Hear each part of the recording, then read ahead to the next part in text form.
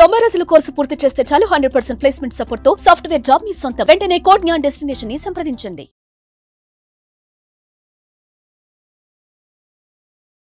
నమస్తే ఉమా గారు. నమస్తే అండి.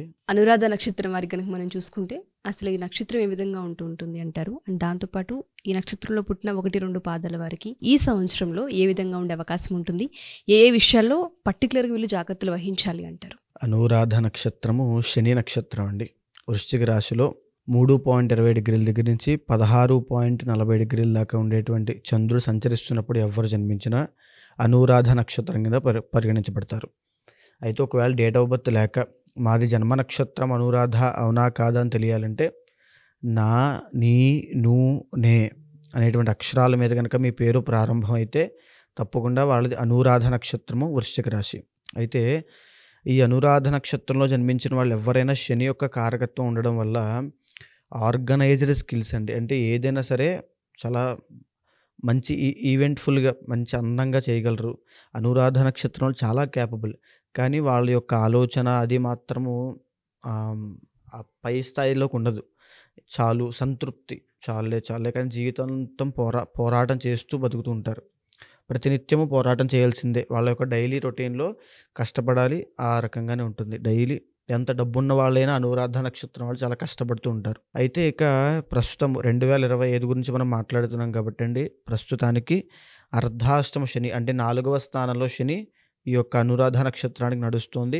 అదేవిధంగా 7వ స్థానంలో గురుడు నడుస్తున్నాడు. సో ఈ కారణం వల్ల పెద్దగా మార్పులు ఏమీ లేవు. అనురాధ నక్షత్రానికి మార్చి 30 దాకా పెద్దగా మార్పులు ఏమీ ఉండవు. ఎందుకంటే ఉన్న రీతిలోనే ఇప్పుడు పెద్దగా కలిసి వచ్చేది, పనులన్నీ దిగ్విజయంగా అయ్యేటువంటి రోజులు కాదు వీళ్ళకి. కాస్త డౌన్ఫాల్ అని చెప్పాలి అనురాధ నక్షత్రం వాళ్ళకి. అదేవిధంగా మార్చి 30 తరువాత అర్ధాష్టమ శని దోషం వెళ్ళిపోబోతుందండి వీళ్ళకి. 4వ స్థానంలోంచి శని వెళ్ళిపోబోతున్నాడు. అదేవిధంగా వీళ్ళకి అష్టమంలో గురుడు స్టార్ట్ అవుతున్నాడు.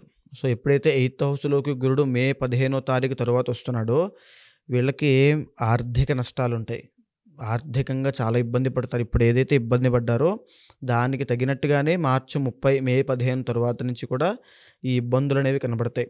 అష్టమంలో గురుడు వచ్చిన తర్వాత అవమానపడ్డము, డబ్బు నిలబడకపోవడము, తర్వాత వ్యాపారంలో నష్టాలు రావడము, ధన సంబంధిత విషయాలు ఉద్యోగమైనా ఏదైనా సరే అన్నిట్లోనూ నష్టం కలగడము, ఏదో సంథింగ్ ఒక వెలితి కనబడము, ఖచ్చితంగా ఉద్యోగంలో ఉన్న వాళ్ళు ఉద్యోగాన్ని కూడా వదిలేసే సూచనలు ఎక్కువ ఉంటాయి. అనురాధ నక్షత్రం వాళ్ళు 2025లో చాలా జాగ్రత్తగా ఉండాలి. ఎస్పెషల్లీ మే 15 తరువాత నుంచి అక్టోబర్ దాకా చాలా జాగ్రత్తగా ఉండాలండి. మరలా అక్టోబర్ నెలలో ఎప్పుడైతే గురుడు కర్కాటక రాశిలోకి వస్తాడో అప్పుడు ఈ యొక్క అనురాధ నక్షత్రం వాళ్ళకి అదృష్టం పడుతుందని చెప్పాలి. భాగ్యస్థానంలోకి గురుడు వస్తాడు కాబట్టి చేతి నిండా డబ్బు ఉంటుంది, పని ఉంటుంది. అదేవిధంగా గౌరవ మర్యాదలు పెరుగుతాయి. ఎవరైతే అవమానించారో వాళ్ళకి తిరిగి సమాధానం చెప్పే రోజులు వస్తాయి. కాబట్టి 2025 విశ్వావసునామ సంవత్సరం స్టార్ట్ అయిన తరువాత నుంచి అక్టోబర్ దాకా వీళ్ళు చాలా అంటే చాలా జాగ్రత్తగా ఉండాలి. ఈవెన్ ఆరోగ్య సమస్యల విషయంలో కూడా అండి. ఓకే. తరువాత సంతానప్రదమైన విషయంలో ఎవరైతే అనురాధ నక్షత్రం వాళ్ళు ప్రెగ్నెన్సీకి దగ్గరలో ఉన్నారో, అంటే ఆల్రెడీ కన్సీవ్ అయ్యి మనసులో ఉన్నారో, వాళ్ళ సంతానం విషయంలో చాలా జాగ్రత్తగా ఉండాలి. మే 15 తర్వాత అష్టమ గురుడు వచ్చిందో సంతానాన్ని ఇబ్బంది చేస్తూ ఉంటాడు. కాబట్టి ఆరోగ్యం విషయంలో చాలా జాగ్రత్త. వివాహము ఎవరైతే మే 15 నుంచి అక్టోబర్ లోపు వివాహం పెట్టుకుంటారో వాళ్ళకి వివాహం విషయంలో ఆటంకాలు వచ్చే అవకాశాలు ఉంటాయి. సో అక్టోబర్ దాటిన తర్వాత వివాహ ప్రయత్నాలన్నీ కూడా చేసుకుంటే చాలా. అనురాధ నక్షత్రం వాళ్ళకి వివాహం కాలేదనుకున్న వాళ్ళకి కూడా భాగ్యస్థానంలోకి గురుడు వచ్చిన తర్వాత అక్టోబర్ నుంచి డిసెంబర్ లోపు వివాహం నిశ్చయం అయిపోతుంది. ఓకే. కాబట్టి ఏదైనా సరే అక్టోబర్ దాకా చాలా వేచి ఉండాలి. సో వెయిట్ చేయాల్సిన అవసరం ఉంది. 2025లో అనురాధ నక్షత్రం వాళ్ళకి కాస్త మిశ్రమ ఫలితాలు ఉంటాయండి. మిక్స్డ్గా ఉండే అవకాశం మిక్స్డ్గా ఉంటుంది. వృశ్చిక రాశి కాబట్టి అంటే కంపేర్ చేస్తే అన్ని రాశుల మీద వృశ్చిక రాశి వాళ్ళకి కాస్త మిక్స్డ్గానే ఉంటుంది. ఎందుకంటే ఇప్పటిదాకా పడిన అర్ధాష్టమ శని దోషం వల్ల ఇబ్బందులు ఉన్నాయి, నెక్స్ట్ వచ్చేటువంటి ఇబ్బందులు కూడా ఉన్నాయి. కాబట్టి 2025లో మాత్రమే ఇబ్బందులు ఉంటాయి. మరలా వచ్చేసి మీకు 2026 నుంచి వీళ్ళకి చాలా బాగుంటుంది. ఎందుకంటే అష్టమ గురుడు వెళ్ళిపోతున్నాడు కాబట్టి చాలా బాగుంటుంది. సో ఎలా లేదన్నా 2025లో వీళ్ళు చేయాల్సింది ఏమిటంటే, అనురాధ నక్షత్రం వాళ్ళు పుట్టడమే వాళ్ళకి ఏ దోషం ఉండదండి. నక్షత్ర దోషం అనురాధ నక్షత్రానికి వర్తించదు. కాబట్టి వీళ్ళకి దోషరహితమైన నక్షత్రం ఇది. దీంతో పాటు 2025లో గురుబలం ఒకటి లేదు, శని యొక్క అనుగ్రహం కూడా లేదు. కాబట్టి ప్రతి గురువారము గోసేవ చేయాలి. లేదా ప్రతి గురువారము శనగలు తీసుకుని, ఒక కేజింపావు శనగలు తీసుకుని, ఒక ఎర్రగుడ్డలో మూట కట్టి, లేదా తెల్లని వస్త్రంలో, పసుపు రంగు వస్త్రంలో మూట కట్టి, అది గురువారం నాడు ఏదైనా గుళ్ళో దానంగా ఇచ్చేసేయండి. కేజింపావు శనగలు లేదా శనగపప్పుని ఎవరికైనా, లేకపోతే ఏదైనా సరే భోజనము గురువారం నాడు పేదవాళ్ళకి ఎవరికైనా భోజనం పెట్టినా, లేదా శునకాలకి, కుక్కలకి ఏదైనా బిస్కెట్లు కానీ గురువారం నాడు.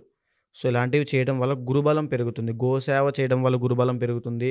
తర్వాత గోవుకి, ఆవుకి శనగలు పెట్టడం వల్ల గురుబలం పెరుగుతుంది. తర్వాత దత్తాత్రేయ స్వామి వారి యొక్క దర్శనం చేసుకోవడం వల్ల ఎక్కువగా గురుబలం పెరుగుతుంది.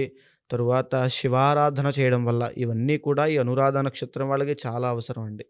2025లో శివారాధన ఎక్కువగా చేస్తే ఎవరితోనూ మాట పడాల్సిన అవసరం ఉండదు, ఎవరి దగ్గర చేయి చాచాల్సిన అవసరం ఉండదు, డబ్బు పరంగా ఇబ్బందులు తగ్గుతాయి. శివారాధన ఇంట్లోనే ఒక చిన్న స్ఫటికలింగం పెట్టుకుని ప్రతినిత్యము శివారాధన అభిషేకం చేయడము ఆవు పాలతో వాటితో చేస్తూ ఉంటే చాలా మంచిది. నానబెట్టిన శనగలు లేదా ఉడకబెట్టిన శనగలు నైవేద్యంగా పెట్టడము శివుడికి, ఇవన్నీ చేయడం వల్ల గురుబలం పెరుగుతుంది వెంటనే. తర్వాత కనక పుష్యరాగం అనేటువంటి ఒక ఉంగరం ఉంటుంది, జాతిరత్నము, అది ధరించడం వల్ల అనురాధ నక్షత్రం వాళ్ళకి 2025లో చాలా బాగుంటుంది.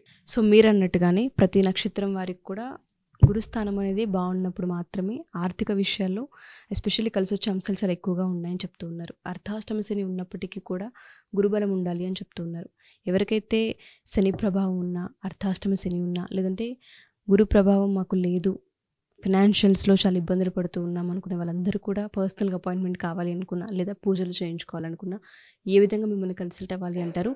అండ్ అంతర్గత జాతకం ఏ విధంగా చూపించుకోవాలి అంటారు? తప్పకుండా అండి. కింద మీకు స్క్రోల్ అవుతున్న నెంబర్కి ఫోన్ చేస్తే మీ date of birth, time, place of birth 3 కావాలి తప్పకుండా. ఇవన్నీ ఉంటే మీ జీవితాన్ని ఎగ్జాక్ట్గా షార్ట్గా ప్రిడిక్ట్ చేయొచ్చు. దాన్ని బట్టి మీరు ఏ నిర్ణయం తీసుకుంటే బాగుంటుంది, ఏ పరిహారం ఆచరిస్తే మీరు సక్సెస్ వస్తుంది అని చెప్పి, ఏ దేవతారాధన చేస్తే బాగుంటుందో కూడా నిర్ణయించవచ్చు. కాబట్టి తప్పకుండా కన్సల్ట్ అవ్వండి. ఓకే. సో ఎవరైనా సరే మా ఈ వీడియోస్ కనుక చూస్తూ ఉంటే అంతర్గత జాతకం బట్టే మిగతాదంతా డిపెండ్ అయి ఉంటుంది. కాబట్టి ఈ నక్షత్రాల వాళ్ళు ఎవరైనా సరే ఒకసారి అంతర్గత జాతకం చూపించుకోవాలి అనుకున్నా, లేదా పూజలు చేయించుకోవాలి అనుకున్నా కింద స్క్రోల్ అవుతున్న కాంటాక్ట్ నెంబర్ని కాంటాక్ట్ చేయొచ్చు. థ్యాంక్ యూ అండి. Thank you so much. నమస్తే అమ్మా.